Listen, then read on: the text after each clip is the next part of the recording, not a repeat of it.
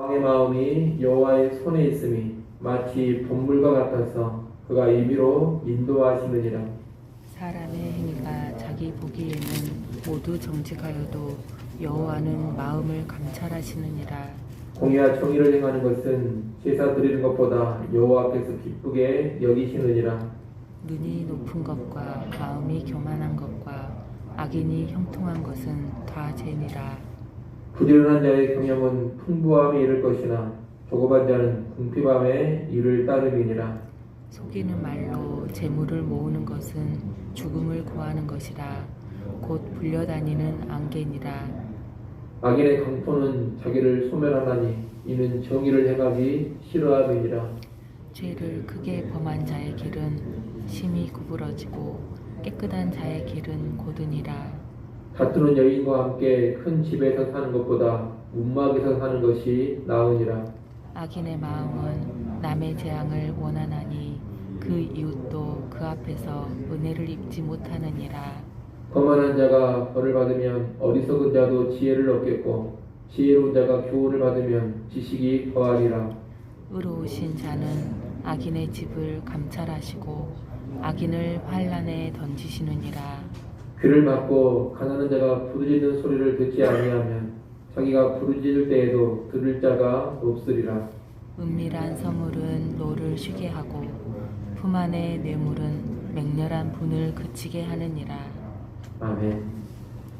21장에서는 하나님이 주권자의 심을 말한 후 주권 하나님 앞에 합당히 행해야 할 것을 가르쳐주고 있습니다.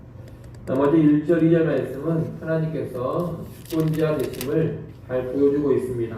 1절은 하나님은 왕의 마음도 자신의 뜻대로 움직여 가시는 주님을 알려줍니다.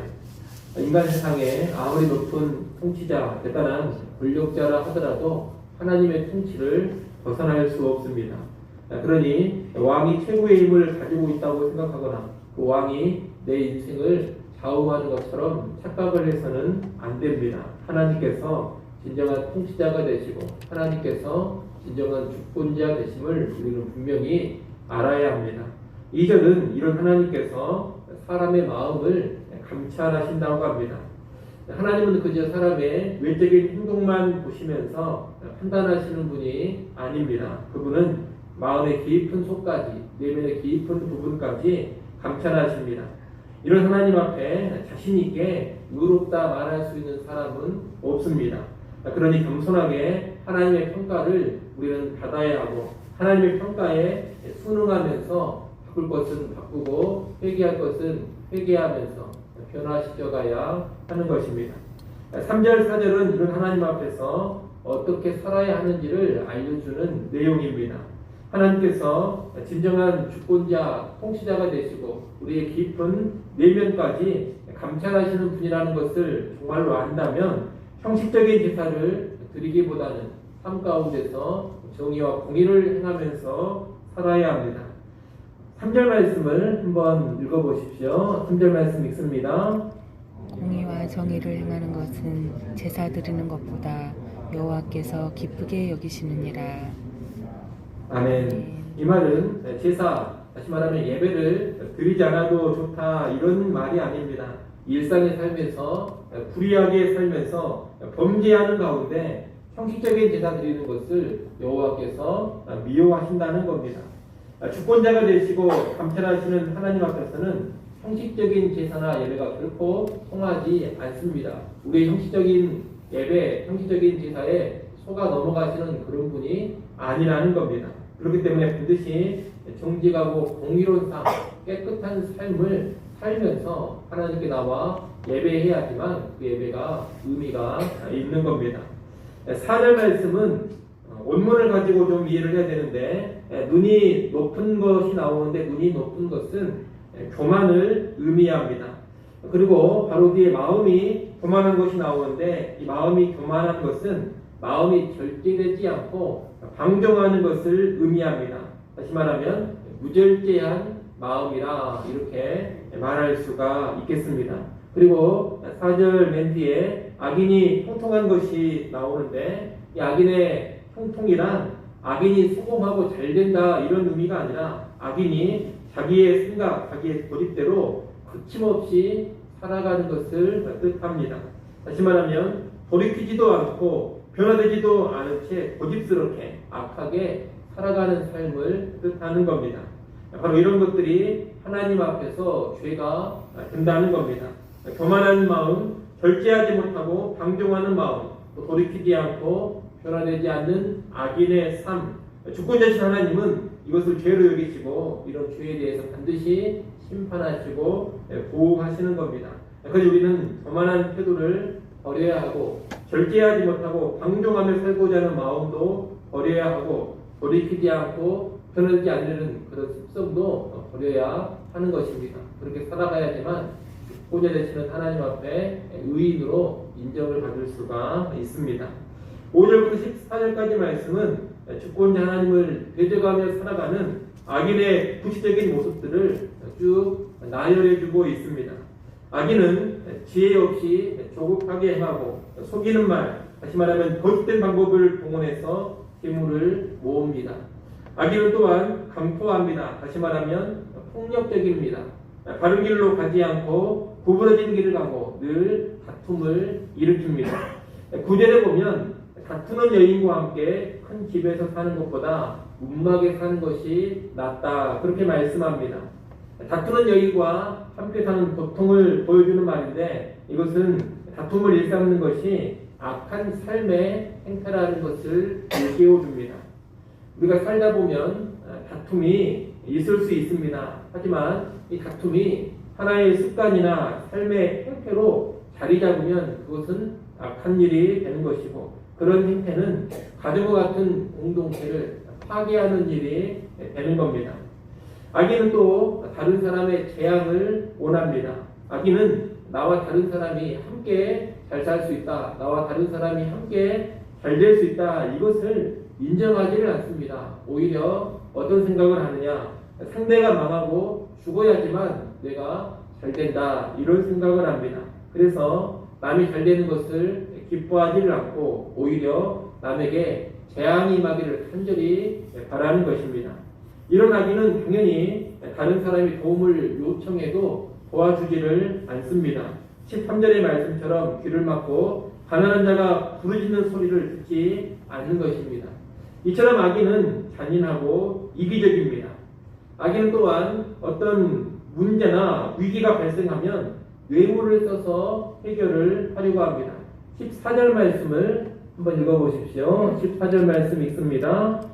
은밀한 선물은 노를 쉬게 하고 품 안의 뇌물은 맹렬한 분을 그치게 하느니라. 아멘. 은밀한 선물이라고 말하는데 은밀하게 주어지는 선물이기 때문에 이것은 뇌물을 말하는 것입니다.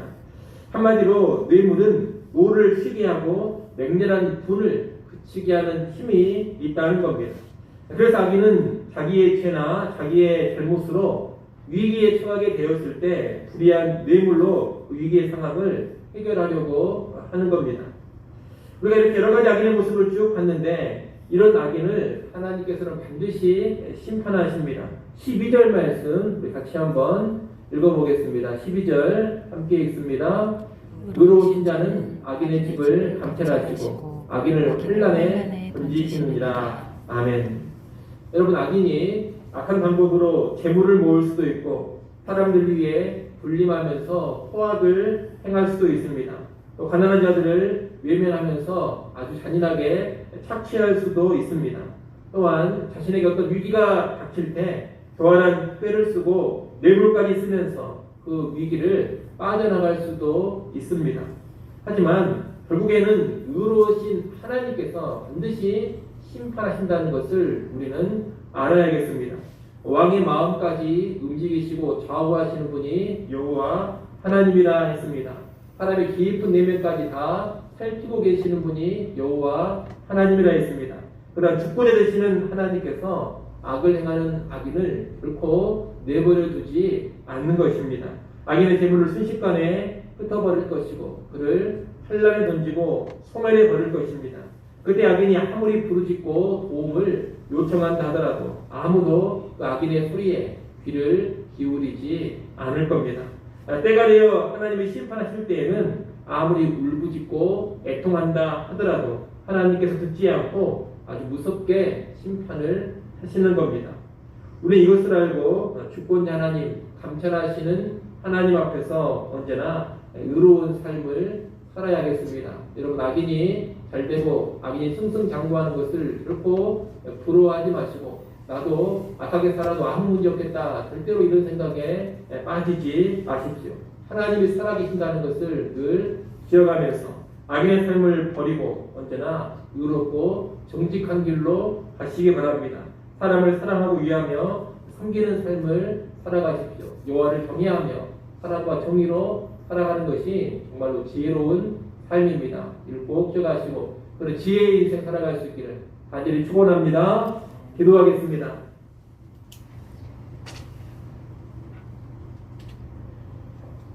하나님 아버지, 여호와 하나님께서 주권자가 되시고 감찰하시는 하나님 되심을 우리가 보았습니다. 감찰하시는 주권 하나님 앞에서 우리가 늘 의롭게 살아가기를 간절히 소원합니다. 악한 길 버리게 하시고 여호와를 경외하며 언제나 의의 길 가게 하시고 사랑의 삶 살게 하여 주시옵소서. 올 하루를 살아갈 때에도 다른 길이 무엇인지 잘 분별하며 그 길로 가게 하시고 사랑할 것을 뜨겁게 사랑하게 하시고 섬길 것을 온전한 마음으로 섬겨가게 하여 주시옵소서. 이 시간 하나님 앞에 나와 기도합니다. 여호와 하나님을 다시금 의지하며 겸손히 엎드리는 시간 되게 하여 주시옵소서. 무릎 꿇는 겸손함으로 나아갈 때 하나님 도우시는 은혜 우리 허락하시기를 간절히 바라고 원합니다. 우리 형편 우리의 상황에 맞게 때를 따라 돕는 은혜를 다시금 풍성히 허락하여 주시옵소서. 예수님의 이름으로 기도드리옵나이다. 아멘.